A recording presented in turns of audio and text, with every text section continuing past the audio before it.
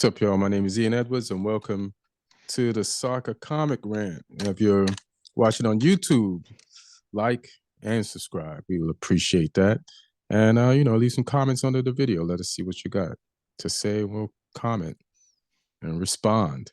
And thanks if you're watching or you're listening on Spotify, on Omni Studio, and Apple.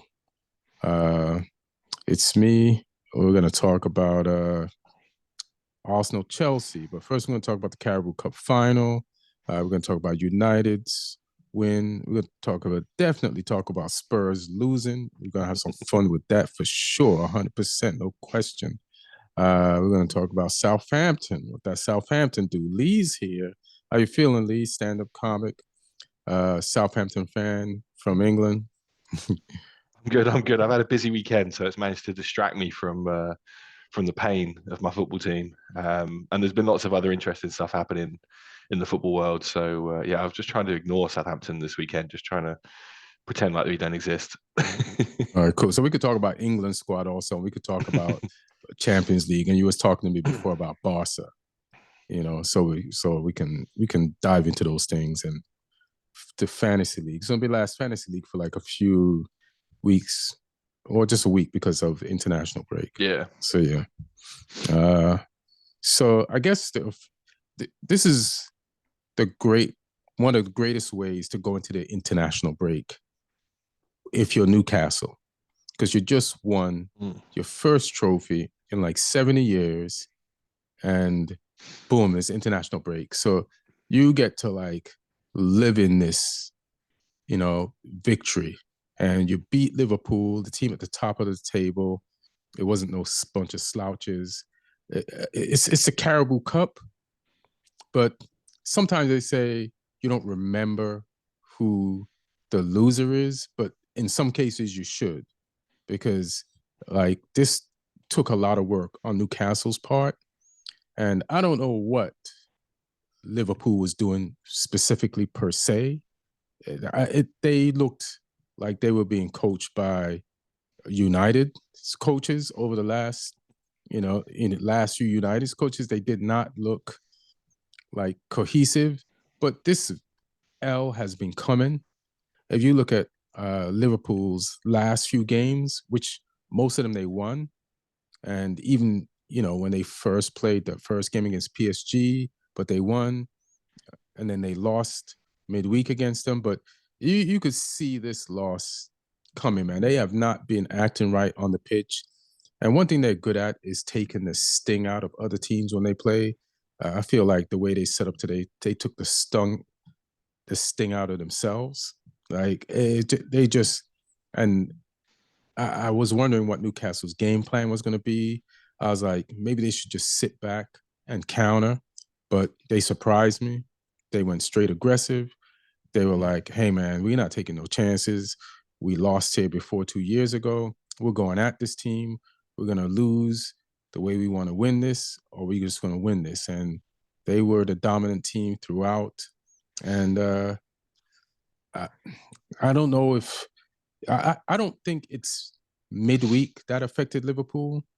Like, good thing for Newcastle, there are no other competitions, just this and the Premier League. So they got to rest. But I also think it was a few weeks ago, Liverpool had like a really rough week where, not this week, but the week before, where they had to play Villa, they had to play PSG, and they had like some other matches that other teams didn't. But the week before that, and I was like, and they won all those games. And I was like, okay, they won all those games. But I think that week caught up with them this week, including like what they had to do this week, playing Southampton, which of course put the pressure on them, applied the pressure, and was ahead at the half last week, and then PSG again. And then they have to play another big game, a big emotional game, for a trophy. And especially when we won the league, so we can afford to lose this. And Newcastle, now this is it for us. We have to go for this. So just a little bit more desire coming from Newcastle, planning wise and execution wise. Shout out to Eddie Howe. It's great to see an English coach win a trophy in England. Like that's just hasn't been happening. And Dan Burn, man of the match, but just grew up being a Newcastle fan. I was happy for him a year ago when he was playing against PSG for Newcastle in Champions League, and I'm happy for him now that he brought home a trophy. And these guys will live in infamy. Trippier, and just Livermento, your boy, he set the tone. Number one, just dribbling and going at people and like announcing himself on the stage at Wembley. And, all his teammates followed suit. So, yeah, what do you think about this game? Yeah, it's interesting. I mean, firstly, because I was in London doing shows all Saturday, and London was just awash with drunk Newcastle fans already. Like they were partying from before the game. They made a weekend of it. I put a little picture on my stories. I think it would have timed out by now, but there was I was going through a station at one point, and there was just like a Newcastle fan throwing up in the station Hilarious. as my tube train was going through it, and there was a guy with like a Joelinton shirt on with his arm around him. So yeah, they were in good spirits already, and their team backed it up, and yeah, I mean, selection-wise, it was kind of interesting for Liverpool. They had Trent out, so they went with Kwanzaa, a right back. But Newcastle missing people as well. They had Hall missing, which is why Trippier was in from the off. They had Botman missing at centre back as well, and obviously Gordon suspended. So yeah, they cope well with that, and like you say, they were aggressive, even though they didn't have much of the ball. I think Liverpool had like 60-something% possession, but when Newcastle had the ball, they were just way more useful with it. And I kind of found it weird that Liverpool didn't switch up their corner setup at all defensively, because I think on the commentary we had here, Gary Neville pointed out that they were putting Dan Burn further out so that he didn't attract the attention of Van Dijk and Konate, who would mark the tallest players normally. And then they kept playing those corners deeper from Trippier. They were clipping it out to him, and he was attacking it from like almost the edge of the box, which is crazy. Because normally the big players, you put them like right in the middle near the keeper kind of thing, Arsenal style. And they gave him a couple of warning shots with that, and Liverpool did not switch it up. And then they got punished for it eventually, because I think McAllister was marking Burn on that one he scored, and like McAllister ain't beating him in the air any day of the week. That's a complete mismatch. So I don't know if Liverpool do have a set piece coach. I haven't seen anyone marching out to the technical area like Arsenal's one does when they have a set piece. So maybe they need one. I don't know. But that just felt poor from them. Like I say, especially if they catch you out with it on the first corner they take, you got to hold your hands up and be like, okay, they've done us on that one. But when it happens like 3 or 4 times and you have the warnings and you still don't mix it up and go, okay, we need to adjust to this, then yeah, you deserve to get punished. And Isak's goal, I thought he took it out amazingly, because that's a really hard finish where it sort of bounced down and catching it on the half volley there. So he took that well. I mean, I know wherever he ends up, if he does leave Newcastle, it's going to take a lot of money to get him out of there, I think. Because they love him there, and he's been so crucial for them this season. Such a good player, really growing into that number 9 role as one of the best around, I think now. And yeah, just big performances all over from Newcastle. That midfield 3, Joelinton, Tonali, and Guimaraes, just worked. They put a real shift in. And yeah, Liverpool were disappointing there. That the big players didn't show up really. Salah kind of, up against Trippier, you got to be taking him on and taking him to the cleaners. He's an old man. I know Salah's not young either, but yeah, it just felt a little bit disappointing from Liverpool. But I say going all the way to penalties against PSG midweek, that's draining emotionally and physically. Mhm. So that will take something out of you. And like we said, Newcastle didn't have that same workload midweek, so maybe this was a byproduct of that. But yeah, credit to Newcastle, like you say, first trophy in 70 years. That's a big thing for them, and they fully deserved it. Yeah, I'm happy for them, and I'm happy for Eddie Howe. And then Dan Burn, he finished that like, when Robin used to cut in and take that shot for the far post. Yeah. That's the type of header that was. That like, the placement and the power of it is like, did he kick Yeah. that with his head?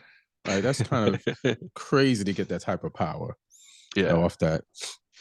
And it's funny, like I thought possession was even or Newcastle had more possession, but you mentioned that uh Liverpool dominated possession, and they did.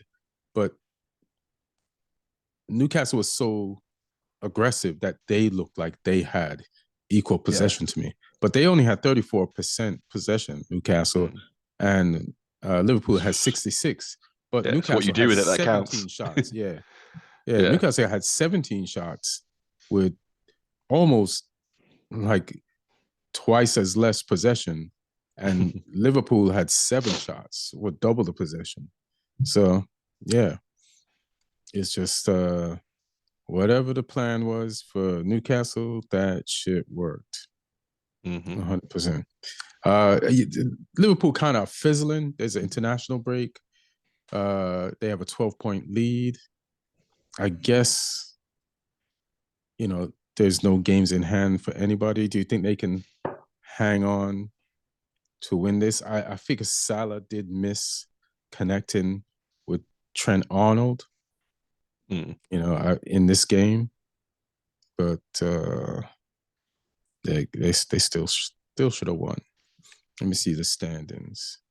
You think Liverpool could still hang on to have a 12-point lead to win the league? Yeah, I think they'll be fine. I think they'll be fine in the league. Good win for Arsenal today, but I still think that gap's too much. I think Liverpool will pick it back up. Like you said, they've got the international break as well now. They can kind of use that as like a reset. I guess we can go to the Arsenal-Chelsea game. That was a game where Arsenal fans, I saw them afterwards celebrating because you beat a London rival, but that win was nothing to be proud of. Like you can't be second and fourth in the Premier League table and you both underperform like that. Like both teams were there for the taking, and Arsenal only had that one moment where they could have, and Chelsea had a moment, but I think it was Raya saved it. So uh, yes, Arsenal, you won, and at the end of the day, you want to get the points, but you both stunk. But Arsenal just stunk a little bit less. What do you think of this match? Yeah, it was kind of like watching two boxers that were both out on their feet, but just swinging punches that were missing.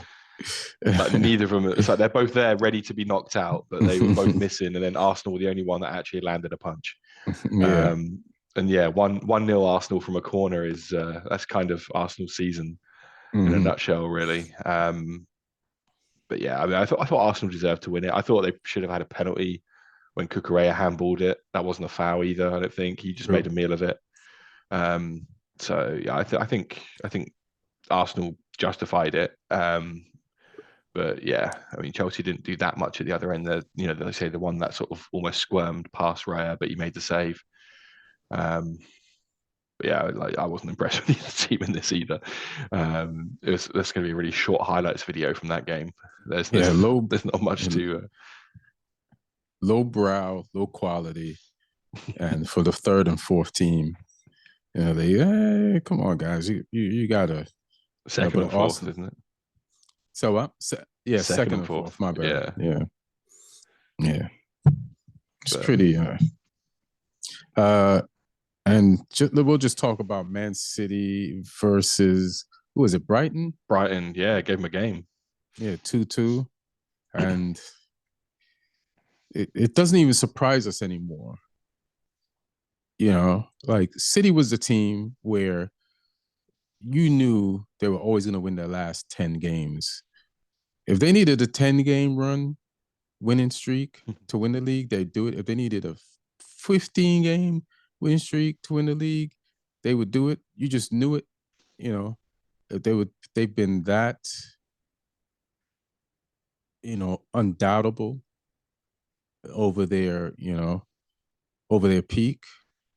But you know, you're not even surprised at Forest, who, they're not pretenders, but they might have those moments when they don't represent the place in the table that they hold, depending on who they're playing.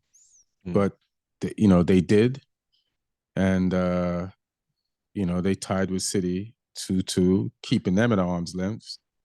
Keeping them in third, keeping City behind them. Let me see what the standings are.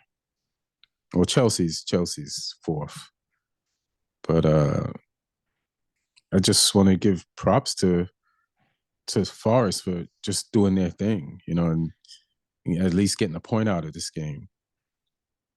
Brighton.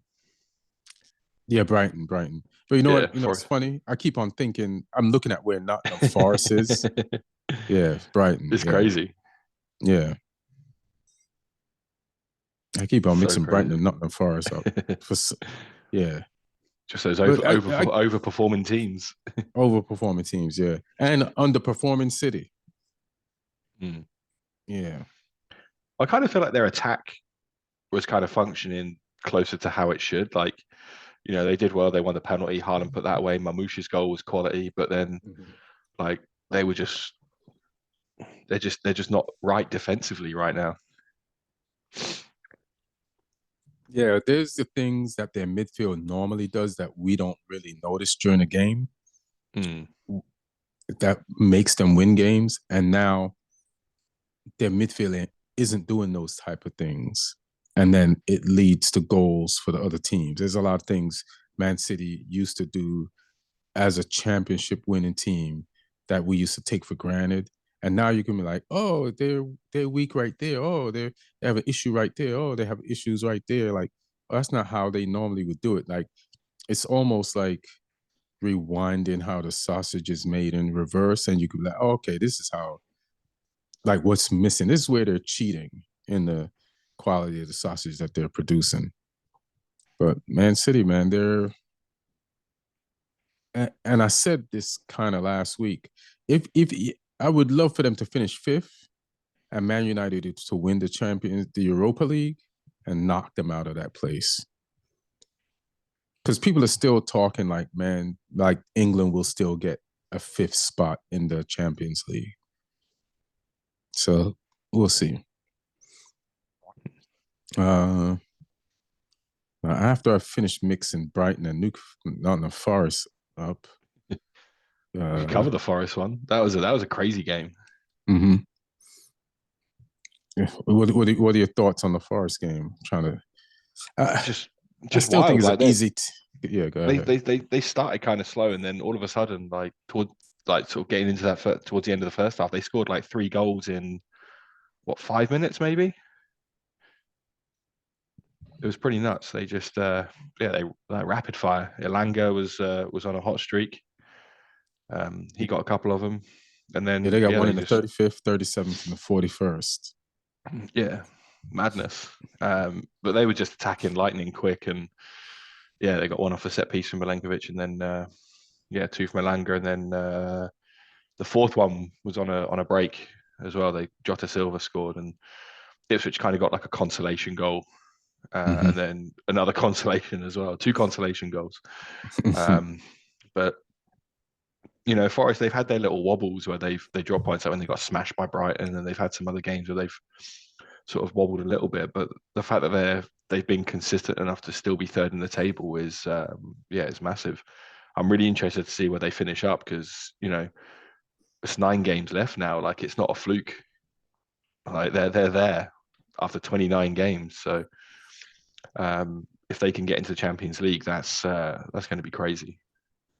Bro, I'm worried. We got to play them next week at Forest. They're going to want to, like, eat us to pieces in front of their crowd. You know, what could be better than like Forest, like dismantling Manchester United, like a legendary team, like at their ground, they're in third. You know, they can get another 3 points. Even though it's not next week, it's April 1st on April Fool's Day. And even though, you know, United is on a little spike up, you know, the spot of where we're in the table don't lie. So, You know the you know, crazy thing? If Forest beat you, they go 20 points ahead of you. I mean, you don't have to do the math. Nobody. I got the table like right here. I was looking at it. I was like, Yeah, I oh got it wow, out there too, but I would never look at that. Why would I look at that? I'm already admitting that where we are in the table is not a lie. Jesus. Yeah, 20 points ahead. To be honest, I thought they were way more ahead of us than that. Like, you know, like we're in the second half of the table, solidly in the second half of the table. I mean, if it makes you feel any better, literally everyone in the league is about 20 plus points ahead of us. So that's hilarious. Liverpool is 61 points ahead of us. 61? Jesus Christ. We're so bad. Damn, we're so bad. 61, man. You got 9? Yeah. So 9 into 61 goes. Can't even get double figures, man. You will from somebody. I don't know where, but you got to. I don't know if you ever have the spirit left to even try, but you got 9 games. You should be able to do that. Even if that's what the motivation is, like when you're training, you know, that's what you pin on the chalkboard. Yeah. Come on, guys. One more, we can't get one more point. Come on, y'all. Let's do it.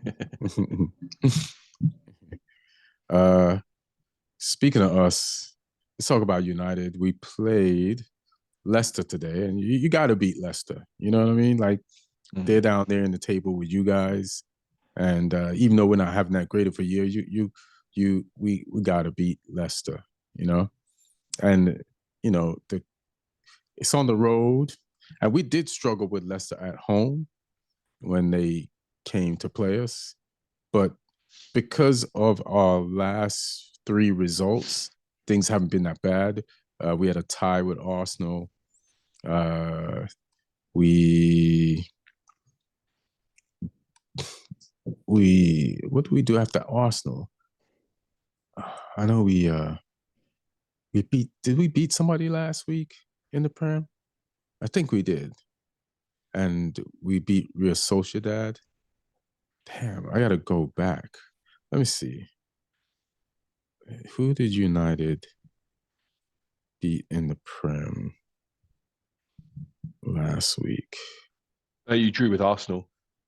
Oh, that's what we drew with Arsenal? Well, no, I guess that's considered a major coup, a result for us. I wonder if we beat somebody before Arsenal. I don't know. I can't remember. You lost to Fulham in the Cup, but before that you beat Ipswich 3-2 in the midweek game. All right. So for us, this is a good run. For us, teams that are etched in the bottom of the middle, the bottom of the second half of the table, these are all good positive results. So especially progressing in the Europa League and knocking Real Sociedad out, and the way we played in that game with like style, poise, and just the way you'd want a Ruben Amorim team, like we could see the future and like, oh shit, there's something here in the system, in the style, and if we get some more right players. And so I want to shout out the away fans for how they represented us today at Leicester. Like I couldn't even hear it. I thought it was a home game for us. That's how hard we were going. Like that's how confident after the midweek game in the Europa League the fans were, and after the tie versus Arsenal. So they were singing their ass off the whole game. And to me, this wasn't a great game either. This was a very ugly, comfortable win for us. You know what I mean? Like I feel like we had this known intensity. I was like, yeah, we could beat this team. Let's crank it up on them, and we did. And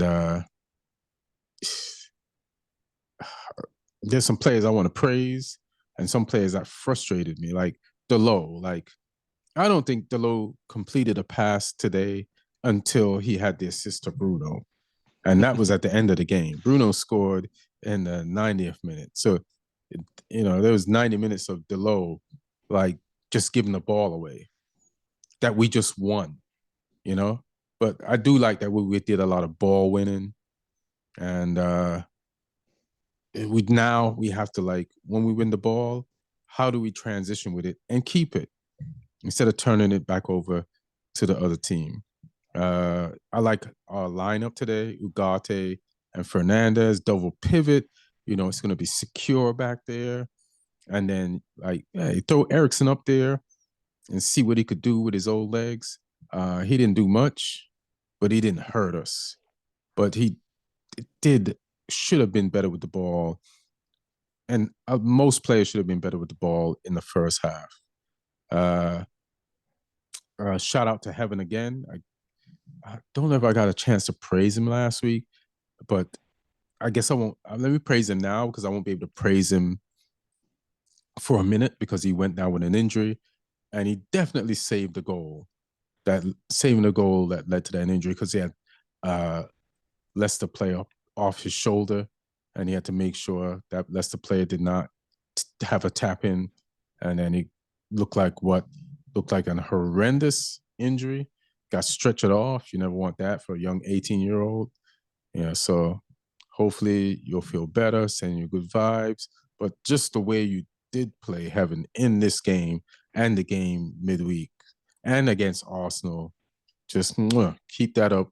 Hope you come back and recover 100,000% from your injuries and are able to get at them again. Højlund scored a goal for the first time in probably 3 months. It was a banger, a really good goal. So props to that. And you're a striker, you got to score goals, and it's annoying to be a striker with no goals. It's what you get paid to do, and you're not doing it, even if you do other things. But it's him scoring, and how he played midweek against Sociedad is showing some promise. Mazraoui doing his thing. I think he's learning from Dogru and learning how to play that wing back position. And he's been aggressive the last few games when he plays on the right. So pretty impressive with him. And Bruno was Bruno doing his thing. And anything else? Just a good, compact, ugly win. And I appreciate it. It's not the right home about either. If I'm going to shit on Chelsea and Arsenal, I can't overpraise this team. But De Ligt made a game-saving tackle, block, all over the place. Just hold on to the ball better, guys. Just take a second. And yeah, that's about it. I don't know if you have any thoughts on this or just on United, period. Yeah, firstly on the Heaven injury, I think that is such cruel timing because the kids joined obviously from Arsenal for very little money. Looks a real steal, because of injuries and whatnot. He got a little chance recently, and then everyone was like, okay, this kid's got something. And then great game against Real Sociedad midweek, and then in from the start again today, and just cruel timing when he's having this sort of breakout moment. To then have that, but like you say, at least it was a valiant injury because he got it preventing a goal, and it was just it felt like a fairly routine. This reminded me of the days when United would just turn up and walk over smaller teams, kind of like a back to the old days kind of thing. Because you did it without really getting into top gear kind of thing. It was like you just sort of you did what you had to do. Mm-hmm. And like you say, good confidence for Højlund on that finish. And I agree on the fans as well, because I'd gone to my kitchen to grab some food, and I heard that goal go in, and I couldn't really hear the commentary, but I assumed it was a Leicester goal because it sounded like a home fan's level of noise. Mm-hmm. And then I sort of glanced over and sort of looked through. I was like, oh no, that's a United goal. Um, so yeah, just a solid routine performance, getting that win, making it look easy. Yeah, you need more of those. Yeah. And I feel like the football gods are definitely against us. It's like as soon as we get like one player going, something happens to him. You know, this happened with, you know, Ahmad, and now this is happening with Heaven, and right, and Heaven is replacing our French kid who was starting to get going. You know what I mean? So Yeah. So it's like, you know, and where's Mainu? Does he even play for us anymore? And we haven't seen him. You know, you don't hear his name. He's been gone so long, you don't even miss him. That's how bad that is. You know, Well, Mount was on the bench today. You might need to not miss him, because there's rumors that he might be on his way out. Well, we used to not having him. We used to not having him on the team. Like if we sold him, we'd just have a bunch of money that we didn't expect to have, and we wouldn't even miss the player, because you can't be like he just hasn't played like the last 2 seasons. So like hopefully this is like those young Messi years when Messi was injured in his first 2 seasons. It became like 2021, and then he just played forever. But yeah, we're being hit, man. Garnacho's playing good on the right. You know, now he makes better decisions. He still can make better decisions, but like it's almost switching him from one side of the pitch, took the Anthony out of him. You know, because Anthony, you know, you put him on the side of his weaker foot, he can't make good footballing decisions. And then we did that with Garnacho. So he tries to make that shot that's impossible less, and he passes more. And so he's definitely playing better on the right. And he's 2-footed, because he's still scoring with his left foot, which he scored twice with his left foot today. One of them really counted because he wasn't offside for that one. And yeah, Bruno got 2 assists and a goal today. So I want Roy Keane to yell at him again, because my boy likes it. And sorry for Rude. Rude is definitely getting fired at the end of the season. But hey, man, we got to do what we got to do. Where do you want to go from here? You want to talk Southampton and then go England squad? Yeah, I'll cover our shit show.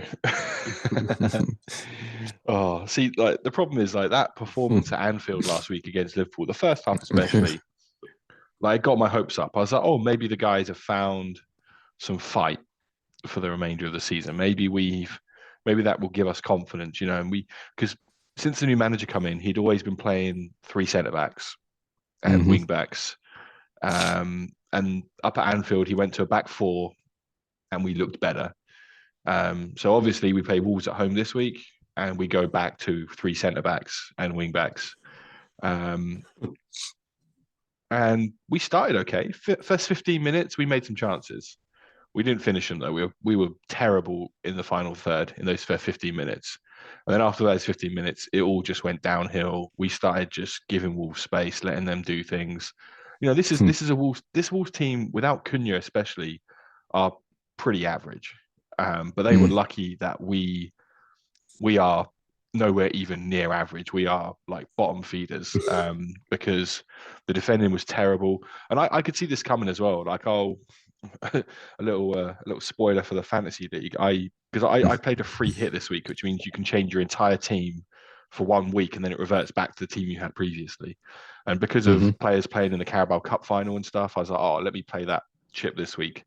And so I had like free reign to just put people in for 1 week only. I put Strand Larsen in, the Wolves striker, because I was like, Cunha's not there. He's going to be the main man. We are terrible defensively.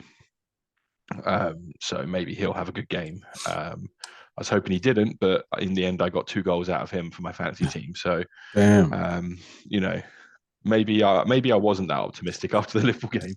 if I was just chucking Wolves players into my fantasy team. But I mean, yeah, I mean, we started the game with no strikers as well. We had 0 strikers in the team, and eventually we put Paul Onuachu on, and he scored. He came off the bench and scored, made it 2-1, which makes the game sound more credible than it was. But yeah, we're just going down without a fight, man. It's depressing. At least you're getting to see all these fields, man. You know, so that's great. Yeah, just not good.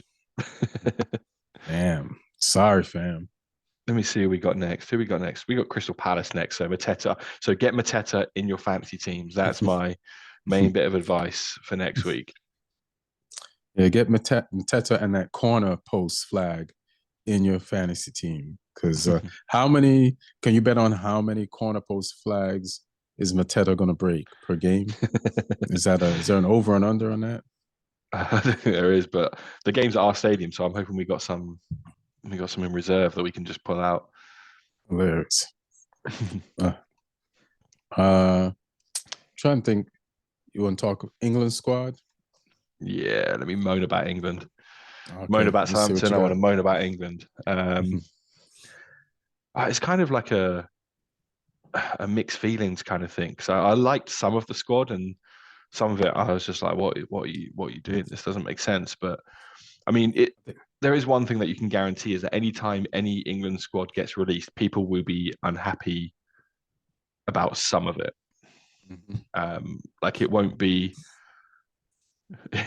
fully, one that makes everyone happy. Although I've just seen there's actually an update tonight that Morgan Gibbs-White has been added to the squad, which is good. Oh, so that's what, because he's the one that everybody was complaining about. Who's out? Cole Palmer? Yeah. Yeah, I believe so. Yeah, because he didn't even play today against Arsenal. So yeah, I presume it's that, which is fine. But I mean, that still isn't how I want it. I mean, I think 4 keepers is unnecessary for 2 games. We don't need 4 keepers. You could have opened up another outfield space there. The main one, I mean, I've bitched about this. I was moaning about Jordan Henderson being in England squads 4 years ago. Let alone now, he's played like 3 out of the last 10 games for Ajax. And just, I don't like, people have been trying to put forward some arguments where it's like, oh, he'll be good for. People are like, oh, he'll be good for like squad, cohesiveness and having him around the squad. Well, invite him as a coach then. Add him on your coaching staff. You don't need him taking up a player spot in there. There are so much better players that we could have been looking at in there. It's like they put so many good players in the under-21 squad unnecessarily as well. Because there's just some players. Henderson's the one that really annoyed me. But it's like, yeah, you could have put Elliot Anderson in there. You could have put Adam Wharton in there. You could have put, I don't know, just Angel Gomez. He's still balling out for Lille. He's playing in the Champions League this week. Conor Gallagher, scored against Real Madrid. Got an assist against Barca. Like, why isn't this guy in the England squad? He's performing at such a high level, but I think Tuchel has a little bit of he didn't really get on well with him at Chelsea, I don't think. So maybe that's the reason why he's not playing him. But I mean, Solanke comes back in. He's just been injured for ages, comes back into the Spurs team and is doing nothing. And he gets in ahead of Watkins, who's scoring goals in the Champions League. So yeah, I kind of find that. I mean, there were some that people were bitching about Rashford being back in, which I'm fine with. It's like, he's back playing regular minutes. He's playing in the Champions League. I think that's enough to qualify for an England team. He got in fast.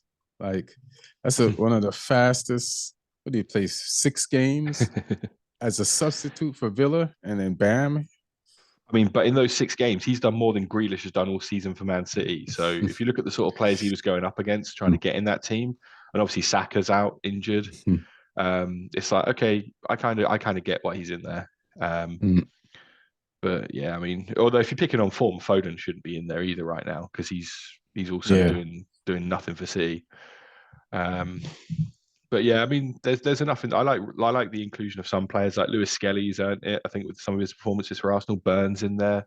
I feel like he's kind of earned that with Newcastle, and Rodgers for Villa is in there. His performances have earned that. So there's some of it I like. Mhm. But yeah, some of it I'm not that pleased with. I would have been a lot happier if Jordan Henderson won there, to be honest. And I will No, be I will be raging. I'm going to the game against Latvia on the 24th, which uh-huh. is the second of these two games. We've got Albania and Latvia both in World Cup qualifiers, and I'm going to the Latvia game, and I don't want to see that guy play a single minute in that game. I might walk out if they start him. I might just not even go. I knew that's who you were talking about because my homeboy, who's a Villa fan, has the same issue with him. But and I can say in Tuchel's defense that if Rice gets injured, then Henderson can play that role. But like you said, so can Conor Gallagher.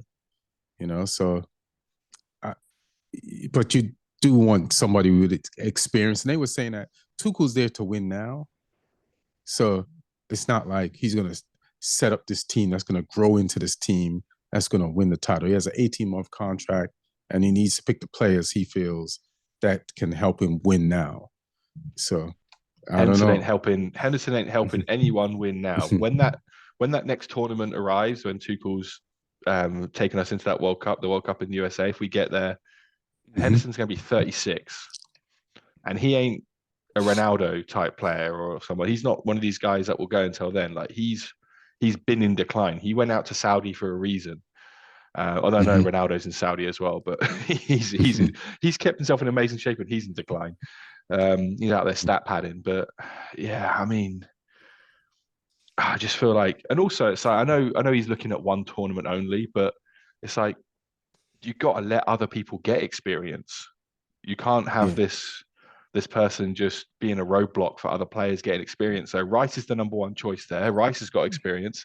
The next person who comes after Rice needs to start getting that experience now, not having their path blocked by some older dude who just is just so far off the level. But the worst thing is, if he does get minutes, we're playing Albania and Latvia, so he'll look good and in those games because it's sort of lower. Although I think Albania could actually give us a good game. Latvia, I think, will be a lot weaker. Um, but yeah, I don't want to see him in an England shirt anymore. I thought I had got what I wanted. I thought we were done. The last like few squads, he was out, and I was like, we've left this behind us. This is done. It's like a movie villain that won't die, just keeps I know. coming back. I know. I always kind of liked Henderson, so we'll see. We'll see. I ain't gonna, I'm not gonna, you know, contribute to you shitting on him, but I'm not sure he'll make the ultimate squad. Like Then why? Then maybe why is he? Then why is he even here? I don't know. Maybe he wants to see if he still got it, and then he could just go ahead with the plan B and just ride that plan B all the way to the final. But we'll see. You do need a replacement for Rice, though. So yeah, I get it. But I'm not too mad at it. Yeah, I'm concerned about his age. I'm also concerned about Kyle Walker and his age. Mm. And but we'll see. Uh, what else should we go to from here? Fantasy league, or is there something else? Do you want to talk about Barca midweek in the Champions League as well? Oh yeah. So a lot of people were talking about how good PSG was, and they were. But I don't know if people have been watching Barcelona. I watched them play Benfica, and I know it's Benfica, but the type of football they're playing Like, I never thought I'd see this type of football again since Xavi, Iniesta, and Messi left. But they are producing that quality level of football. And they've been doing it in La Liga, and they definitely did it to Benfica. And you were watching them earlier play who? Atleti. So after this, I'm gonna Yeah. watch that match. But the things that Rafinha is doing in combination with Lamine Yamal, in combination with like Lewandowski is having a great season, but that's how good Rafinha's been. Rafinha's wearing the captain armband, and he's doing some mystical like shit, like legendary level type shit, Putting up like crazy numbers in the Champions League, put especially. crazy numbers and like football, caviar football, bro. Like Neymar, if Neymar was focused, like you know, like I like some of the touches, some of the shots. It's like if you watch football all your life, you just know perfection when you see it, and he's doing that. And Lamine Yamal, like Lamine had a pass in the Benfica game. You're like, and it was to Rafinha, so Rafinha's finish complemented it. You're like, first of all, how did Lamine Yamal slow down time enough to identify the split second that he could make that pass and thread it through? And then how did Rafinha like know he was going to find him and touch the ball the way he did and put it past the keeper? And then there's Olmo. Like I thought Olmo was like a left, like forward, like playing in Rafinha's position, but almost like playing 10. And he's doing some shit with the ball. And then they have a Rahu. Then they got this kid. I think he's 17. He's a starting defender. Like, and he's playing like prime any name any big defender that you can name. And then sometimes Pedri be doing some shit. Sometimes Gavi be doing some shit. Sometimes De Jong be doing some shit. Kunde's on another level. Balde's on another level. Or Rahu. I mean, and Hansi Flick has them playing this brand of football that, yeah, man. Like you saw it today. What did you see today? I know you haven't watched the game. Do you want spoilers, or do you want me to be See if you vague can with do it? it without the spoilers. um, yeah, I mean the players that you spoke about are balling out again. There's not really much Mm-hmm. I can say without that. But obviously Barca don't have it their own way completely in this game. So yeah, just watch it because it was a lot of entertainment, mostly the second half. But yeah, it was a pretty crazy game. All right. And then, is anybody Obviously, else? Go ahead. as I say, both of them had obviously big midweeks. Mm-hmm. Anyway, like Barca obviously had it slightly easier against Benfica, but Real Madrid, oh sorry, Atletico Madrid had that penalty shootout against Real Madrid with the double touch on the penalty and Mm-hmm. stuff. So yeah, big ask to pick themselves up after that as well. What do you think of that double touch? I think it was a double touch.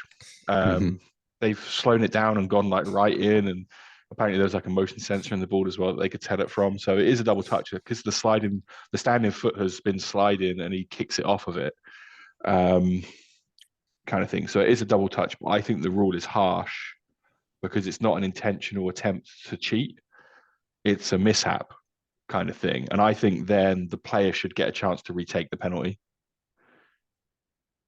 if that happens. That's my opinion on it. I think the player should get a chance to retake it. Um, the same way that if a goalkeeper makes a save when they come off their line or whatever, it's a retake. Um, well, not the same because obviously that, but that's people get to to have a retake if someone cheats. This isn't cheating. This is yeah. So I think the call is right, but I think the rule should be that you get to retake. But UEFA have said they're going to look at the rule as well. They might even start allowing those ones as goals. Nah, just leave it. Just leave it. Like, yeah, like as soon as something like gets a little controversial or becomes a hot talking spot, they're like, let's fix this thing that ain't broken. There's a double touch rule. He touched it. Athletic Madrid accepted it. It was tough. Just leave the rule. Like, just apply it the same way you applied it in this game to everybody, and then it'll be fair. You know what I mean? Don't change it. We don't need to change it.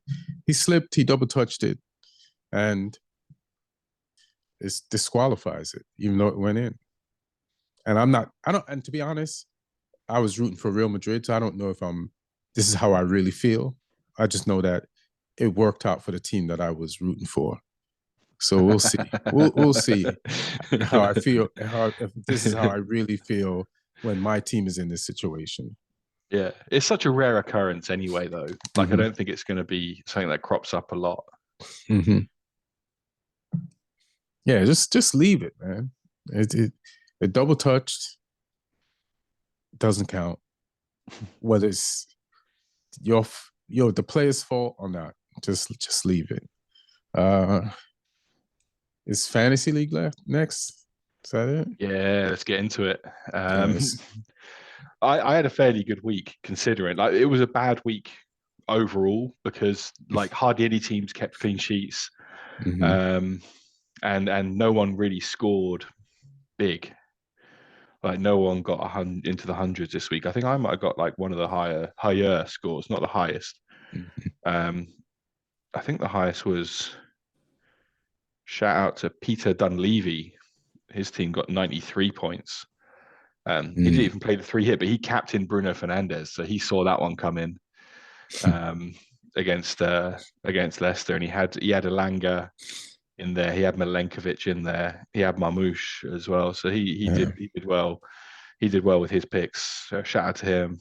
Ollie C as well had captain Fernandes, Elanga, Milenkovic, so he had 85 points. So those guys did well.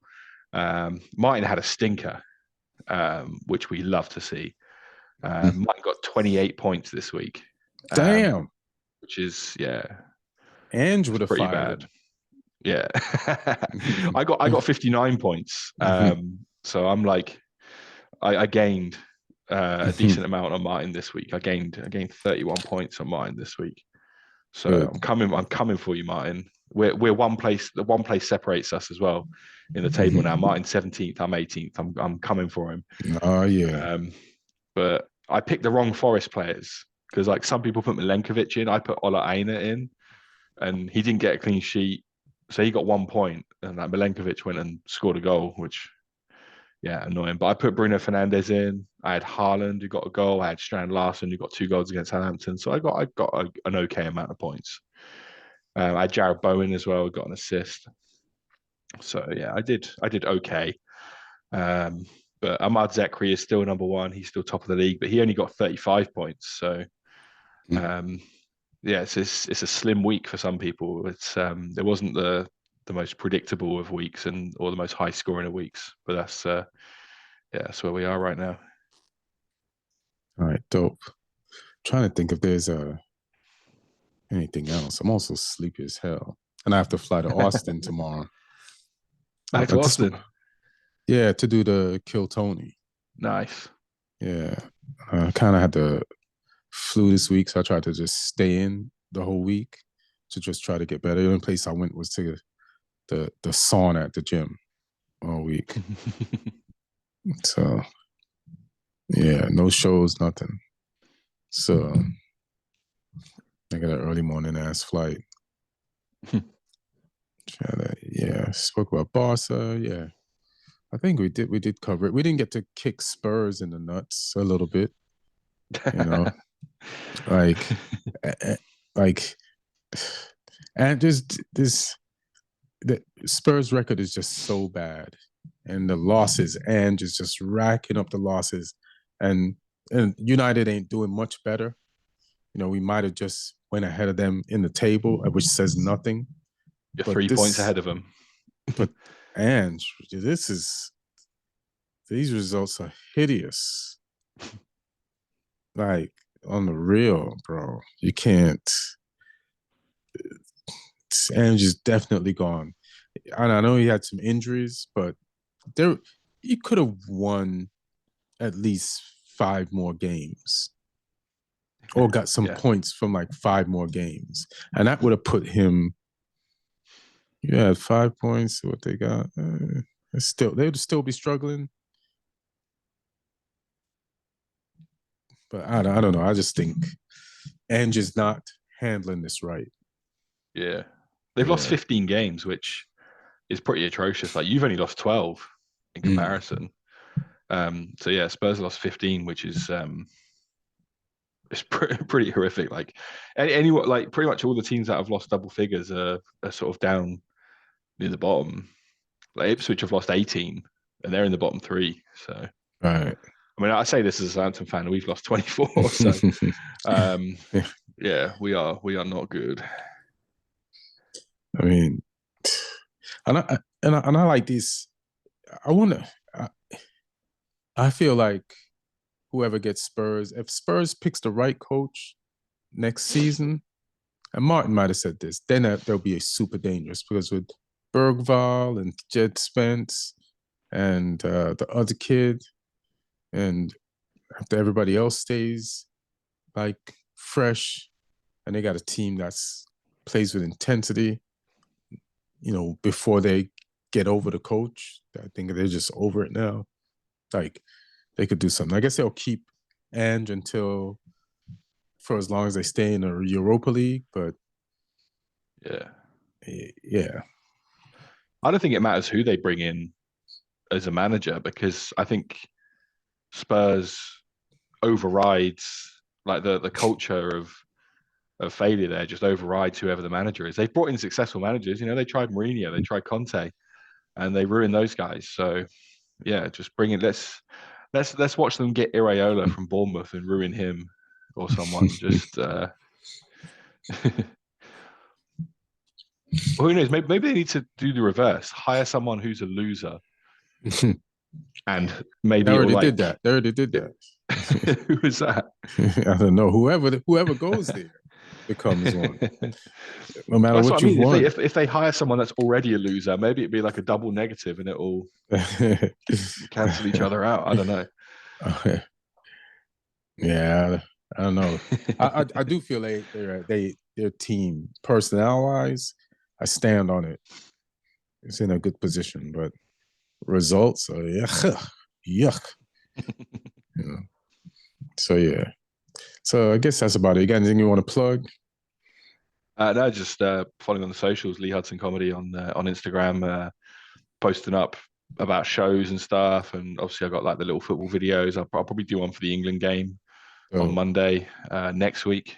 Although I'm going, there's no at the weekend, because there's no Premier League or anything. I'm going to watch Arsenal women against Liverpool at the Emirates Stadium. So I might post one from there as well. I've got that. I'm doing that on the Saturday, England on the Monday. You should do it from wherever you go. Yeah, it's all interesting. Yeah, it's good to see those grounds. I feel like my special is going to be coming out soon. It's almost finished being edited. Nice. So I'll keep you guys alerted with that. What is going to go to so just follow me on my socials, and at Instagram at Ian Edwards Comic, and on YouTube at Ian Edwards Comic, and on Twitter at Ian Edwards Comic. And thank you for listening. Have a good international break, and enjoy the break. All right, we love you. 1.